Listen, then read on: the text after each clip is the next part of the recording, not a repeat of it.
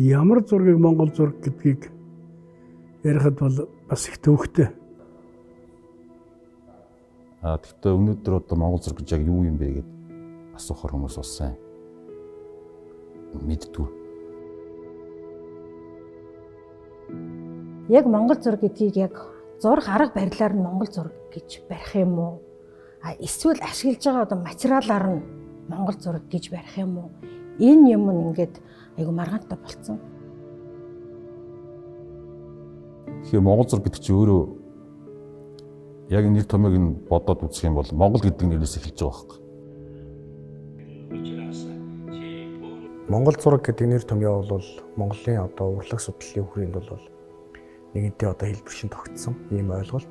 Тэгэхээр яалтчгүй бол Монгол зураг гэж бий. За тэгвэл Монголын түүхтэй холбоотой л явж байна. Монголын түүхийг харах юм бол манайх ч том түүхтэй улс шүү дээ. Монгол үндэстний одоо тэр уртын дөө хизээ үүссэн. Хүннүү гэдэл одоо нэлээд урагшаа ярьж байгаа шүү дээ. Тэгвэл бас л дүнтэй адилхан одоо өөрийнхөө сансан босныг тэр аян хшгээр дуугаар илэрхийлж байсан юм бол бас өөрийнхөө сансан босныг зургаар дүрсээр илэрхийлдэг болсон байгаа шүү дээ. Тэгвэл манайхан ч нөгөө нэг нүүдэлчин соёлтой хүмүүс энд тэнд очиод суурин иргэдийг ингээд засаглаад тэндээ ингээд соёлоо үлдээгээд үжүүлээд үлдээ явцсан. Яг энэ төв нутаг дээр нь бол нүүдэлчин хэлбэрээр л үлдчихсэн болохоор одоо өнөөдөр үзүүлэх ихээр яг тийм манай хэм хоохон болчиход байгаа байхгүй. Жишээлбэл Хятадын одоо үндэсний гол урлаг бол гойхоо гэдэг зэрэг тийм. Тэгэхээр энэ гойхоо гэдэг бол яг Хятадын одоо ямар ч хүн одоо мэддэг хүн сонсон гойхоо гингүүд л яг Хятадын уран зураг гэж төсөлдөг. Яг тэрэн шиг одоо Монгол зураг гэхээр л хүний толгойд айд юу бох уу гэдгийг бидэрт үлдэх ёстой. Тэрнээс шиг ингээд хил давал гарах юм бол манай түүхийн холбоотой төсвөлийн бүтээл зөндөө байгаа шүү дээ. Тэгэхээр Монгол зураг бол ийм том утгатай.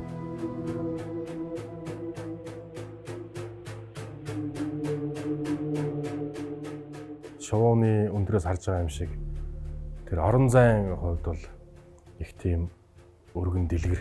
За тэр нь юу гэхээр ер нь бол хот байгалийн сэтгвтийн зургийг монголчууд дүрслэхдээ тодорхой өндөр дээрээс цэг авч өндрөөс одоо харж байгаа юм шиг ингэж дүрсэлдэг. Зохиомжийн хувьд бол уруу одоо зохиомжтой ажигд юм уу? Холуугай аймыг яг нүүрэн дээр авчираад зурчдаг те. Ямар сэдв өгүүлэмж одоо хичнээн одоо том хэмжээний өгүүлэмжтэй зураг гэдгээс нь шалтгаалаад орон зайны хувьд бол үнэхээр бас янз янзын орон зайнуудыг л орж ирсэн сэдвтэй дүрсэлсэн тохиолдол байгаад байдаг.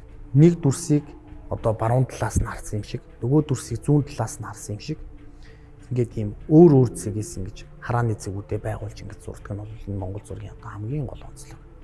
Монголчууд ч нүүдэлчин хүмүүс. Тэгээд ан аав ихийн ер нь дайнч хүмүүс шүү дээ.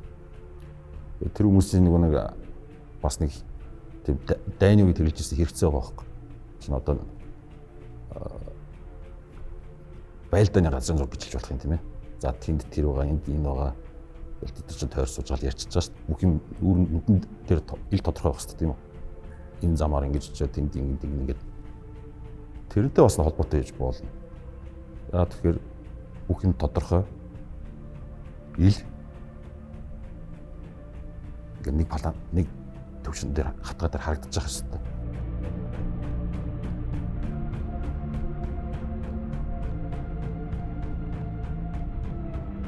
За тэгээд тэр хол ойрын ялгааг дүрслэхгүй ягаад тэнцүү хэмжээтэй дүрсэлж байгаа юм.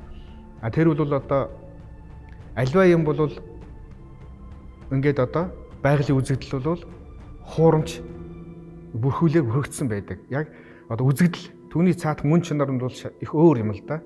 Жишээлбэл одоо хамгийн ойрхон байгаа одоо юм том хэмжээтэй тод тэр цаашлаад бүдэг байна гэдэг чинь бол цаанаа нугаас л хамаарч байгаа болохоос биш. Яг бод амьдрал дээр яг адилхан хэмжээтэй, адилхан өнгөтэй байхгүй. Тэрүүнийг одоо таньж тэгж одоо Монгол дүрсэлж юу гэж одоо дүрсэлсэн байна гэж үзэж болохоор жишээлбэл одоо намрын үйл явдал болж ирсэн. Гинтхэн хаврын үйл явдал ороод ирдэг ч юм уу. Тэгэл зам болж байгаа үйл явдлууд гараад ирдэг ч юм уу. Ингээд ерөөсөө улиралд хийгддэг тэр зан ёс заншлаас үүдэлтэй одоо тийм зүйлүүд бол нэг хавтгаа дээр ингээд орон зайны хувьд бол багтаагаад өгсөн. Одоо урвуу аслалт буюу тий ийм өвөрмөц одоо онцлогуудыг бол энэ үеийн зургууд бол агуулж идэг. Энэ бол урлаг судлалын одоо маш үнэтэй чухал одоо баримт болж идэг ийм онцлогтой юм байна. Тийм өргөн удам газар нутгийг багтаагаад их одоо мэдээллийг багтаагаад тэгээд одоо их бодиттойгоор хаана юу байсныг бодиттойгоор дүрсэлдэг, илэрхийлдэг энэ арга бол дааж байдгийн Монгол зурагт тэр дотор одоо энэ хот хүрээ төв суурин газрыг дүрсэлдэг энэ зурагт л одоо уламжлалсан хөгжсөн байгаа юм.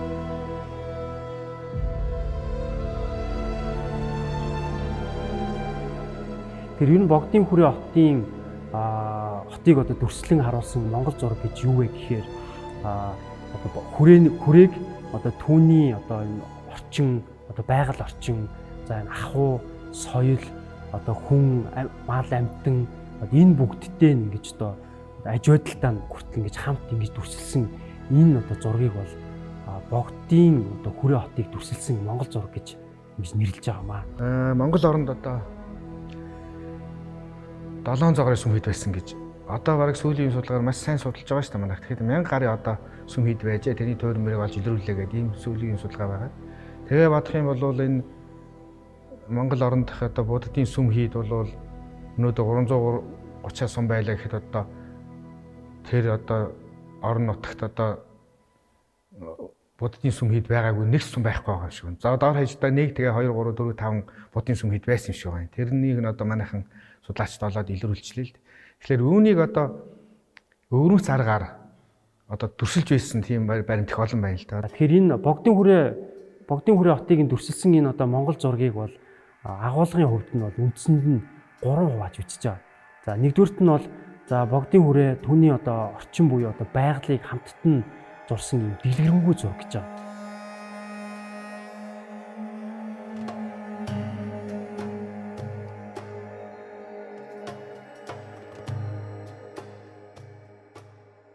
Хоёрдугаарт нь бол Богдын одоо хүрээ хотыг одоо юм тухайлан одоо тэр сүм хід бүтцийг нь зурсан юм тухайлан зурсан юм зураг байна.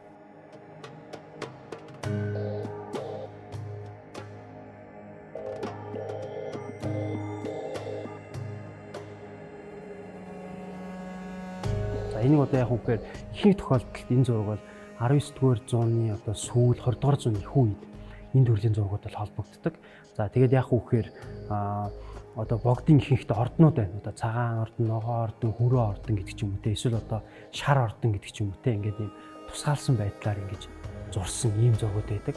За 3-дугаарт нь бол Богдын хүрээнд одоо болдог төр шашны одоо баяр ёслолуудыг бас энэ тухайлан байдлаар ингэж зурсан.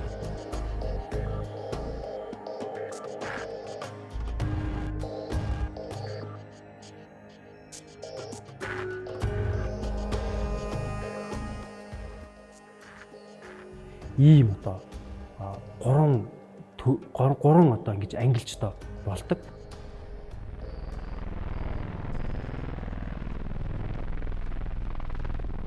Өдөр тутам болдог ч юм уу эсвэл тодорхой хугацаанд болдог одоо гол тэр үйл явдлуудыг маш нарийн дүрсэлж өгсөн бид. Энэ зурган дээр байгаа бас нэг ийм сонирхол татж байгаа нэг дүрслэл нь бол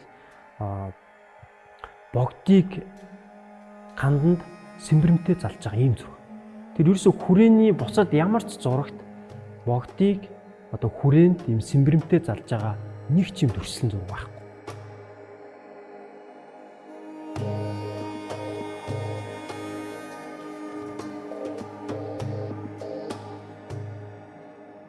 Гэтэл энэ одоо 1870-аад оны үед одоо зурагдсан их хүрээний зурагт бол Богдыг зураад тэгээд ганданд одоо яг ингэж угтуул сэмбэрэм хийж ирдэг. Тэр одоо ингэ угтаж байгаа. Тэгээд юм сэмбэрэм өргөж байгаа. Энэ одоо зан үйлийг ингэж зурсан. Тэгэхээр ерөөхдөө яг үхээр энэ бурхны шишний одоо энэ зургуудад ялангуяа Монгол зургуудад бол энэ одоо сэмбэрэмтэй Богдыг энэ сэмбэрэмтэйгээр ингэж зурсан төрөл маш ховор гэж хэлж байна. Тэгэхээр энэ зурган дээр одоо ингээл тэр зах мах хэсэг гэдэг шүү дээ.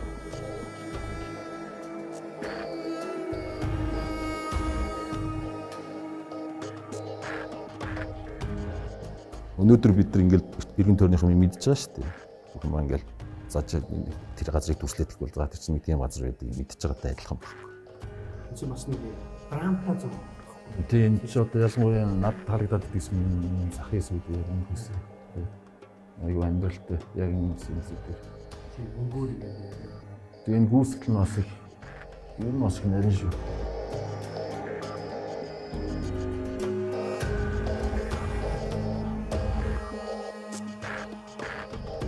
За мөн дараа нь бол яг үхээр тэр хүрээний одоо тэр нөгөө юу байгаад байгаа. Босоод одоо гадныхан баг. Одоо жишээлх юм бол 8 од. Тэгэл баруун дамнуурчин, зүүн дамнуурчин гэдэг. Эднэрийг бол энэ хүрээний зургуудад бол бас маш их юм. Бас дэлгэрэнгүй байдлаар ингэж зурсан. За ер нь хаана юу байсан юм бэ? Хятадууд гэж одоо ямар дүрслэлтэй ер нь юу хийдэг хүмүүс байсан юм бэ гэдгийг бол маш тодорхой зурсан.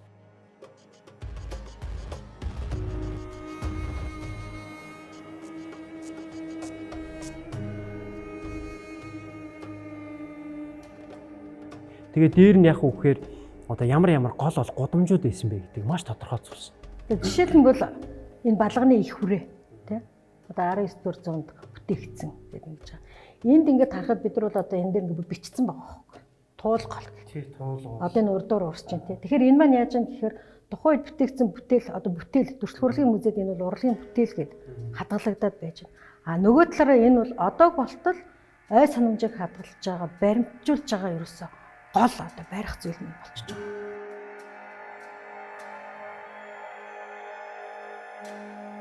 Их хүрээний одоо нэг танилцуулах зураг шиг тий.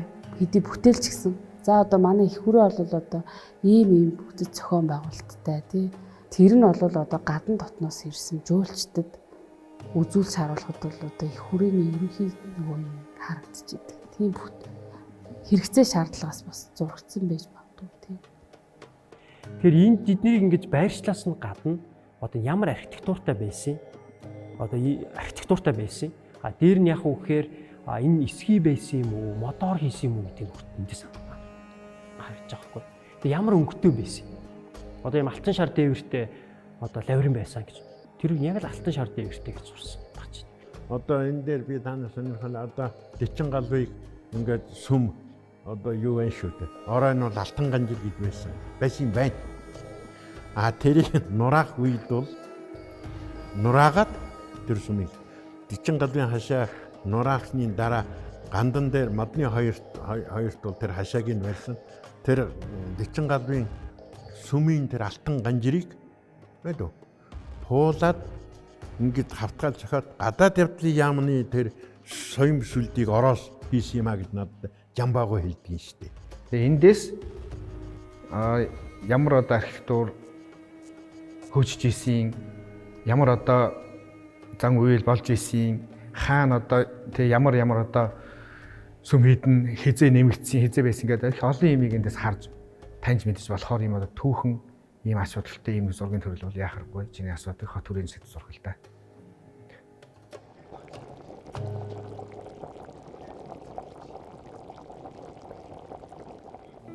Заян гэгэний хэд эдэргээд зарим нэг зургал жоохон тийм наатын зураг цаа тэр одоо тэр булган уулыг оруулж хаасалсан арай өөр. Одоо ихэнх нь бол яг тийм одоо план шиг зурсан байгаа шүү дээ. Одоо план шиг зурна гэдэг чинь одоо нэг давуу тал нь бол тэн чи одоо ямар байшин барилга байсан, хаана байсан гэдгийг бүгдийг одоо дүрслэх өргөн хэмжээний мэдээлэл өгөхөд одоо тохирсон тийм арга гэх юм уу. Одоо тосон будгийн шиг одоо тийм нүүрний наатлын одоо сүм дуг нэг том дүрслэгтэй тэгээ цааш нь тэрний цаагаар даалал ингээд дүрслэх юм бол мэдээлэл хамсд юм ээ. Тэгээд бас өнгийн ялгаанууд байна. Одоо хамгийн гол ялгаа бол зураасан дээр гардаг. Зураас хөвлөгчүүлээд л та Монгол зургийн. Тэр шин чанарын одоо ямар бүтээлүүдээс харж болох вэ гэхээр хар хоринд байгаа танка зургууд төр бол их тодорхой харагддаг юм л та. Тэгэхээр Монгол зургийг бол ярихад бол эхлээд бол нэг суур материалууд заавалчгүй одоо яригдаж бол таардаг.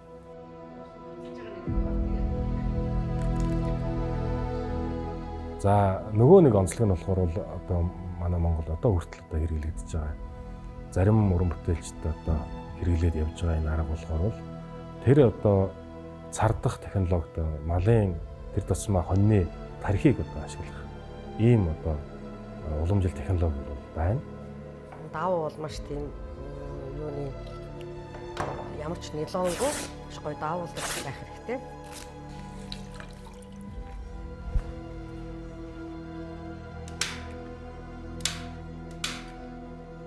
Татчихлаа.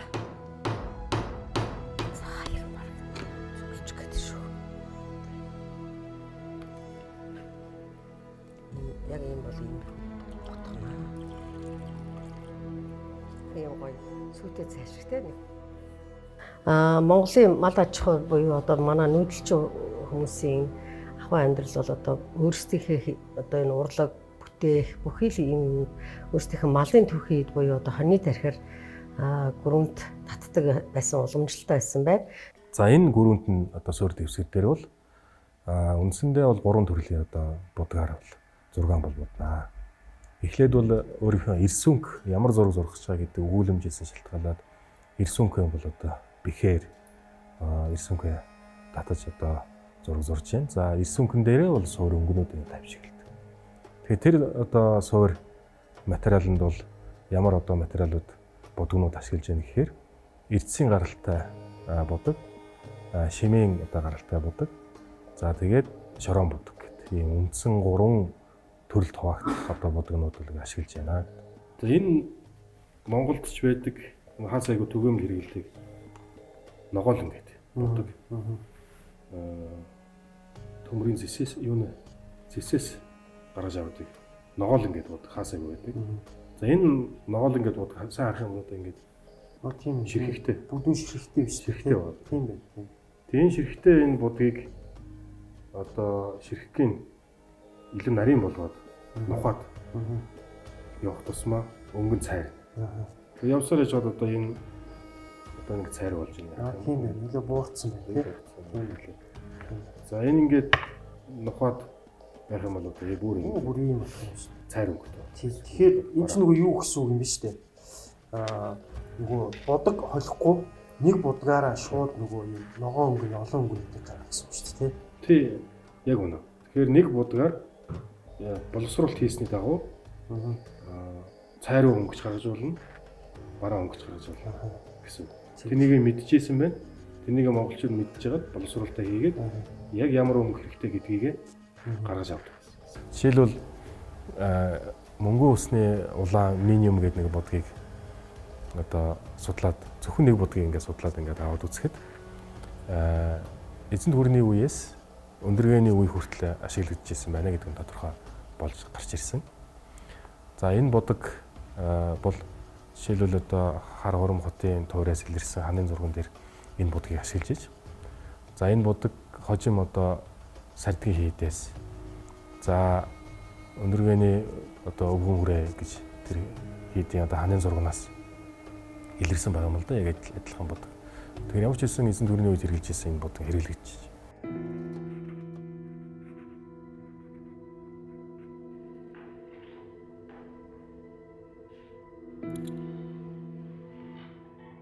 Богдын хүрээ хотыг дүрслэн зураг дээр нэг яригдах сэдэв бол за энэ богдын хүрээ зургийг ер нь хэн зуруулад байсан юм? Санхүүжүүлэгч нь хэн байсан? Хэн дэмжиж исэн гэдэг ийм асуудал байна. За тэгэхээр Өндөргийн зан узар хотогт 20 насад анх хүрээг байгуулсан тийм. Ер нь бол 1654 онд одоо хан Хэнтийн нурууны үрт Ян Сардаг гэдэг газарт одоо байгуулж 20 сүдэртэй байгуулсан. За энэ байгуулах үеэс ерөнхийдөө хүрээ гэдэг богж үзэндан бутгтын одоо анх байгуулж байгаа шашин намын одоо гол зохицолбор газар үүссэн.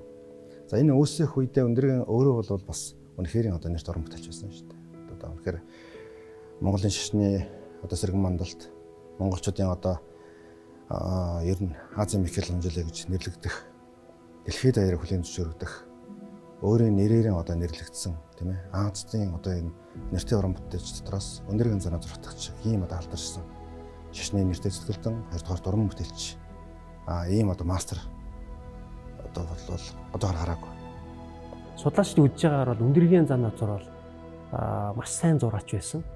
За тэгээд өөрийгөө зурсан бас хэд хэдэн зургууд нь бол хадгалагдаж ялангуяа Монголын одоо нөгөө дүрслэх урлагийн энэ салбарт бол ийм өөрийн гэсэн ийм одоо Монгол гэсэн тийм арга барилыг бий болгоод тэгээд энэ арга барилаар нь одоо ийм Монгол зураачид зурж за тэрнийх нь бас нэгэн үр дагавар дүн нь бол ийм хүрээ хийтийг одоо зурсан хот сүрнийг зурсан энэ зургийн бас юм арга барил гэж одоо зарим судлаачид бол ингэж үздэг. Ордны зураач гэснээс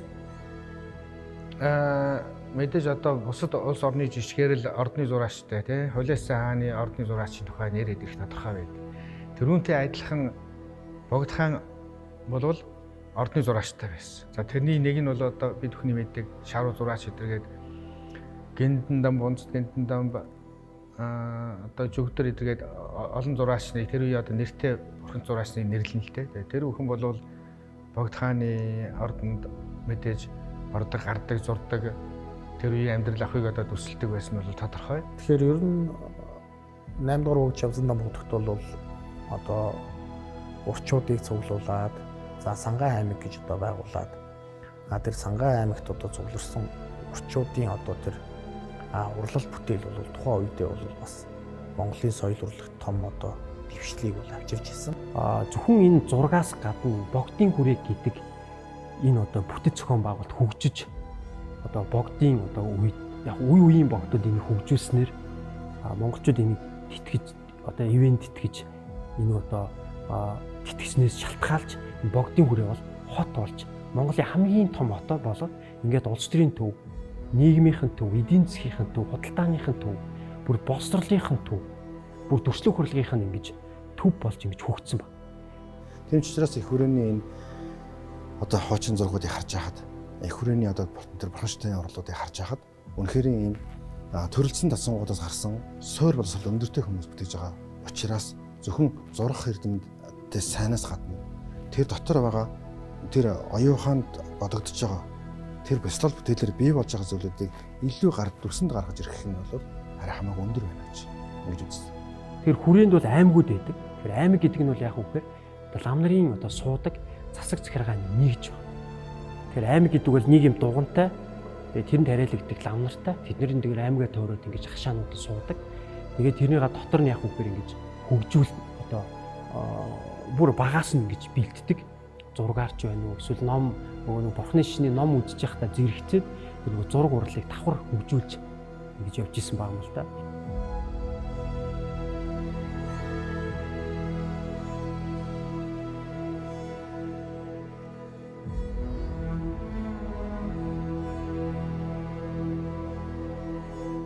За 20 дугаар зууны ихэнх үе хүртэл одоо Монголын 8 дугаар богд үзэн том утгатын одоо их хүрээний тэр маструудын бүтээлэгтэл өнөөгийн Монголын нэр зэрэг яаж одоо харуулж байна. Бид Монгол арт урлаг, Монголын дүрсний бэлэгдлийн одоо утга урлаг, тэгээд тэр дээр Монгол ахын одоо соёл, тэгээд шашин номын одоо тэр цаад нарийн одоо гүн чанад, тэгээд дүрсээр өгүүлж болох хамгийн төгс төгөлдрийн яруу гайхамшигыг л их хүрээний одоо энэ дэг сургуулиар бүтээсэн маструудын бүтээлээс олж харж байна шүү дээ. Дээрээс нь бол 8 дугаар богд явсан нам бодохт хаан болвол энэ Монголын үндэсний урлагийг хөгжүүлэхэд за энэ улсын их тарин дундад төлмийн хаант бол одоо бас үнэтэй хувь нэмэр оруулсан. За өөрөө урлагийн бүтээлийг бол маш их таашаадаг ийм хүн байсан учраас энэ зураач урчуудыг бол ивэлдээ авч за тэдгээрт одоо шан харамж өгч зарилгаар одоо олон төрлийн одоо зураг зурулж исэн зөвхөн одоо энэ хүрээ хийдийн орчин байдал зүйлсийг бол харуулсан ийм зургуудыг бол захиалгаар зурулж олон зураачд одоо нийлж одоо томоохон зураг бүтээх юм уу эсвэл тус тусдаа одоо хүрээ хийдийн зургуудыг одоо бүтээж ирсэн. Цөөнгүй үсэг нь өнөөдөр бол бас бидний үед одоо хадгалагдаж үлдсэн. Манай томоохон музейнуудад бол хадгалагдаж байдаг ийм онцлогтой. Тэнд тэр хамгийн сонин нь бол яг зөвөр манай хуучин цагийн зураач нар бол одооны зураач нар шиг нэр усаан тавьдгүй, бүтээсэн оноо тавьдгүй, тийм ээ? Тийм байж. Тэднээс нөө жинхэнэ нэг шүтэж биширч хийдэг учраас нэг хоёрдугаар цааш өөрийнхөө нэрийг нэг тэнд нэг илэрхийлээд байдаг. Монгол зураачны чинь нэг тийм шүү дээ. Маш гайхамшигтай зураг зурсан байдаг эзэн Хэмбэгтэн зэрэг нэр нь үл мэддэг зураач гэж.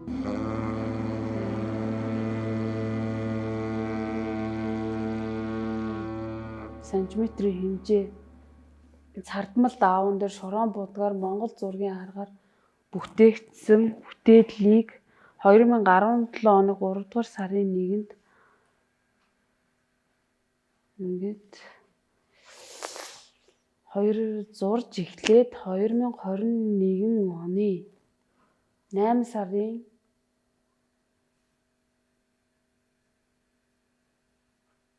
2007-нд дуусч 2021 он 8 сарын 8-ны өдөр хүлээлгэн өсөө.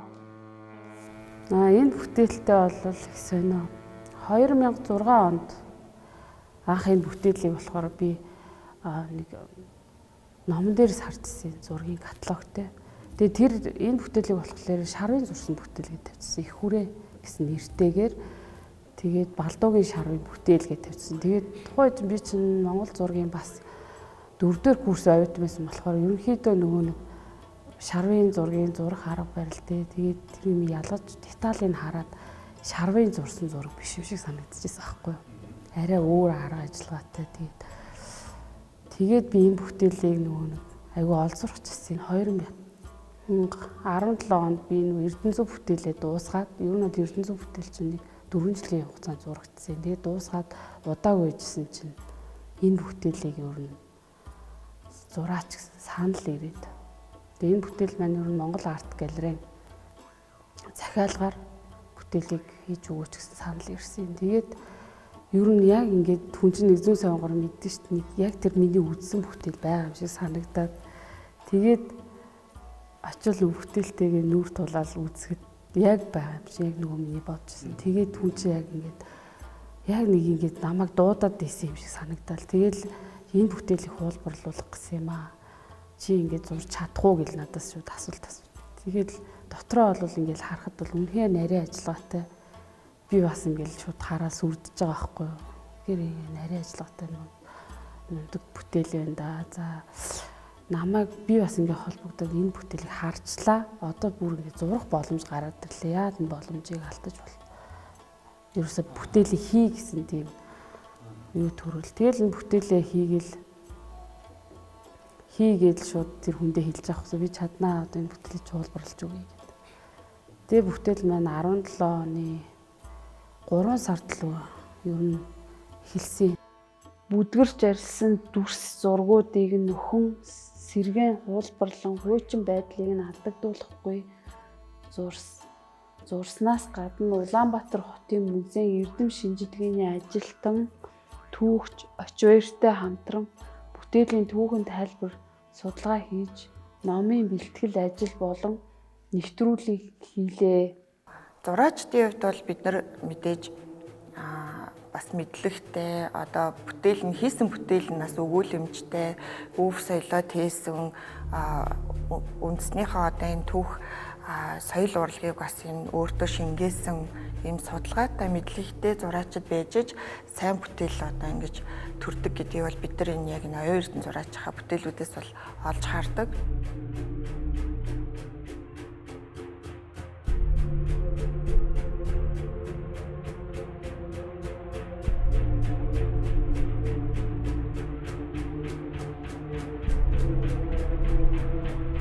Зүгээр одоо энэ зураг гэхэд бид бас нэг ламын одоо нэг төрс зурхад сантиметр өрөхгүй хэмжээнд зурсан байгаа шүү дээ.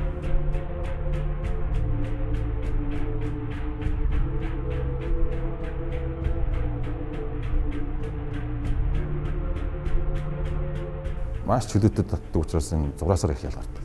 Тэгээд энд хэдэн зуун хүн зурсан. Бүр 1000 гаруй хүн би. Хүнээс нэг юу шаарддаггүй бас нэг төвчээр жоохон нэг зүтгэл шаардна, цаг хугацаа шаардна.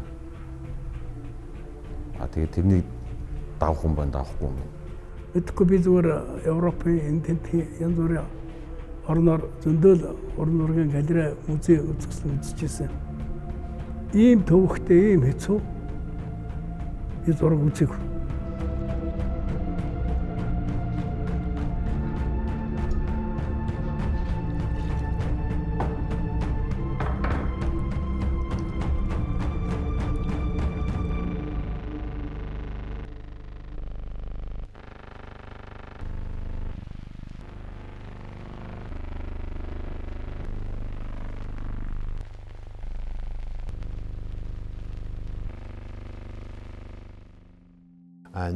Николай Рерих одоо баруун Монголд 27 онд орж ирэхдээ энэ хойд гүнтийн даваагаар давж ирсэн юм шиг байгаа юм. Хамгийн их хүрээнд бол гол харагдах юм нь юу байсан гэхээр майдрын дугныг харсан гэж бичсэн байдаг юм байна л.